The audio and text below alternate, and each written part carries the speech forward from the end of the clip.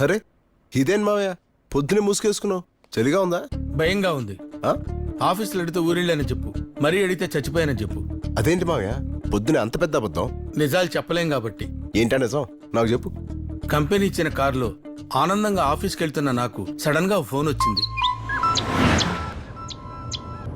Hello, నమస్తే sir. Marriage bureau వాళ్ళు పంపించిన మీ ఫోటో మా చెల్లికి నచ్చింది. మీరు ఒకసారి అమ్మాయిని చూడండి, నచ్చితే మిగతా విషయాలు మాట్లాడుకుందాం. అలాగే, ఓకే. నేను నచ్చానంట.